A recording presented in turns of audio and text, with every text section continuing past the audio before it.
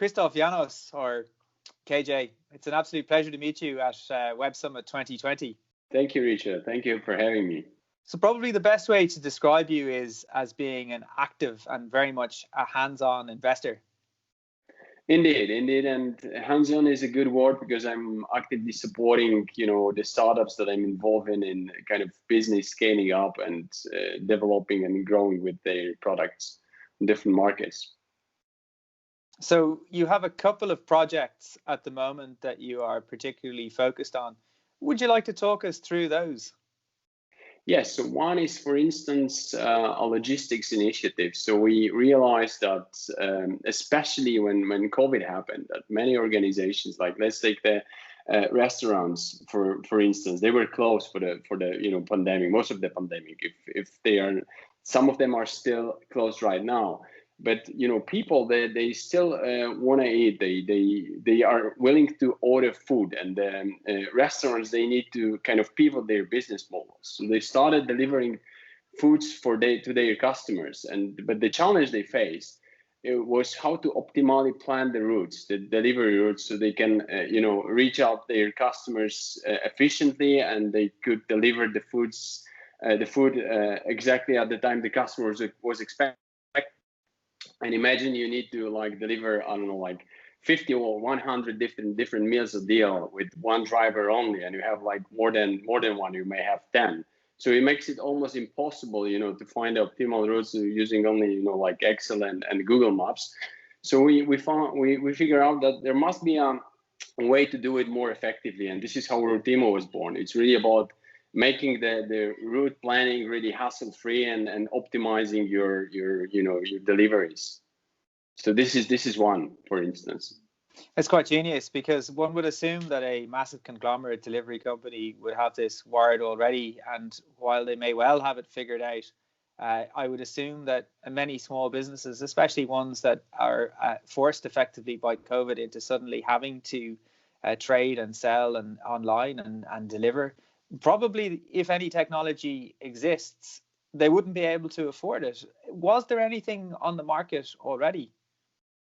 Yeah, there are quite a few solutions, but as you say, some of them, if not majority, are targeting large organizations. And imagine you're rather like a small family-owned business, so your fleet is not big. I mean, it might be 5 vehicles, it might be 10, it might be 20.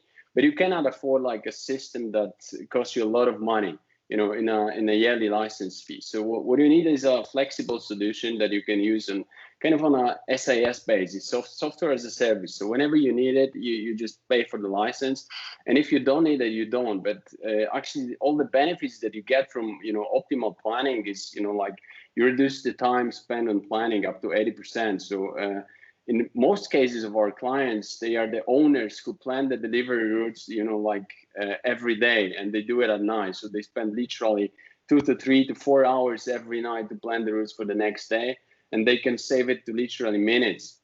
And then it's all about the cost. So finding optimal routes means that you also spend less time on the fuel, for instance. It's obviously has some impact on the environment as well. The clients, I mean, they can get your order, your package exactly at the time when they should get it, and you're 100% sure that you will deliver. So that's in a nutshell what the system does, and that's how we are helping these organizations. That's fantastic. It's something I'd certainly be very excited about, because I've always had an interest in logistics. And at the moment as well, it's something that we can all relate to, because I'm sure there isn't somebody in the world that isn't receiving a package at least once a week at the moment. That's right. That's correct. I mean, the whole pandemic changed our perception of, online shopping. I mean, everything you can order, you can pretty much order everything online. And as you said, almost every second day, someone is expecting a package from a delivery company, whether it's your clothes, your shoes, or maybe your next piece of electronics, or maybe it is your food that you have just ordered. I mean, maybe it's from your favorite restaurant that you cannot visit at the time. Maybe it's the healthy food that you decided to order from a local business that you decide also to support. So that's true what you're saying. It's fantastic, and a very versatile set of applications. But amazingly, it's only one of several ventures that you are currently involved with. So would you like to share some details of the other projects? Yeah, so one other project that is worth mentioning is about really making better strategic decisions. So imagine an organization, any size, it might be small, might be medium, might be big enterprise organization. So they all need to think about how to allocate the capital effectively, like how to make sure that every investment they make will pay off in the future. And this is important in the COVID times, because at the beginning of the pandemic, when there was the first wave, everyone got into this mode of cash protection, cash is king. So I need to save as much as possible to survive as long as possible, right? But now we know this is the second wave, and probably there will be the third wave, and might be the fourth wave ahead of us. So nobody knows when it ends actually, but the organizations, they need to think, in a long term. They need to make sure that they can generate new revenue streams, new business models. They need to attract new customers. Maybe existing business models are obsolete. Maybe the customers are not buying anymore their products.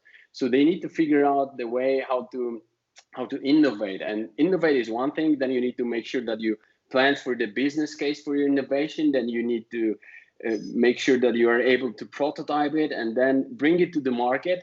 And at every stage, you're able sort of like to validate whether you're realizing your benefits. If yes, then you simply continue and you move on and your business case is positive.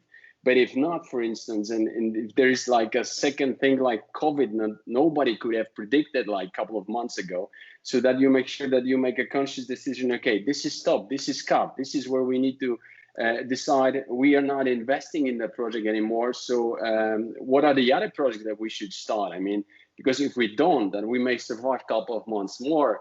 But if we do not invest, if we do not innovate, then we'll be out of the market because our competition will do it for us. So this is what I do with the other project that is called Quiztorp. So it essentially this portfolio prioritization and portfolio benefits management solution. It's a web-based application. Fantastic, and it actually reminds me that Paddy Cosgrave was very forward thinking in my view, where he effectively legislated for what he described as potentially a black swan event by investing in a project that enabled conferences to go online. So Paddy was looking at this back in at least I think December, and brings us nicely back to Web Summit 2020. So unfortunately we're not able to convene and meet in person this year, but we thankfully have been able to meet online. So maybe can you share a highlight, maybe the most exciting experience for you at Web Summit 2020?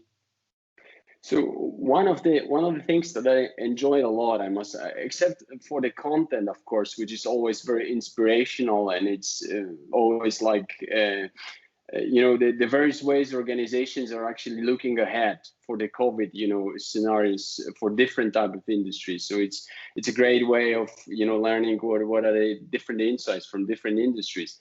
But apart from that, I was curious how on earth they will be able to make a conference that used to be offline, and there were like thousands of people gather in Portugal. And now it's all online. And then, I was especially curious about the networking bit. And when the mingle function, you can literally meet people, like you have 3 minutes, you talk to them, you exchange ideas, you build partnerships. So I mingle every day and I meet a lot of people, and this is how we meet as well. Yeah. So I guess this is a great way of showing that, in fact, this is possible. So that's what amazes me the most, I guess, at the Web Summit now. Yeah, I have to agree with you. I think it's mission critical that we have human interaction. It's a key element to life, but also to an online conference. And this mingle feature, for anyone who has not used it, definitely would encourage people to find out more and ideally come to the next iteration of a Web Summit conference, whether it's a Collision or Rise or indeed Web Summit 2021. That's right. Hopefully we'll be able to meet in real life. But certainly it's been an amazing feature to enable people to speak. Literally the computer assigns random interactions and people have 3 minutes to chat with each other. And it's been, for me, also a real highlight, an incredibly innovative idea, and delighted to be able to meet interesting entrepreneurs like your good self as a function of that feature. Thank you. Thank you. It was a pleasure as well. I mean, yesterday I was mingling like it was 10 a.m. or 10 p.m. sorry, at night. So I was chatting with one guy from, I guess he was from Peru, and I said, you know, Wow. if it was like an offline event, we would have been on a networking party. And then he said, Yeah. okay, look, this is my wine, and literally here's a glass of wine. I had like a glass of wine as well. So we literally had this That's kind of awesome. nice online conversation. So that's pretty important. This is what you know, technology enables. I Yes. think it's pretty awesome. That's fantastic. Christoph, thanks so much for your time today. It's been a really interesting conversation, and delighted to learn more about you and your businesses, and look forward to keeping in touch with the progress into the future. Thank you for inviting me, Richard. Thanks. Bye bye.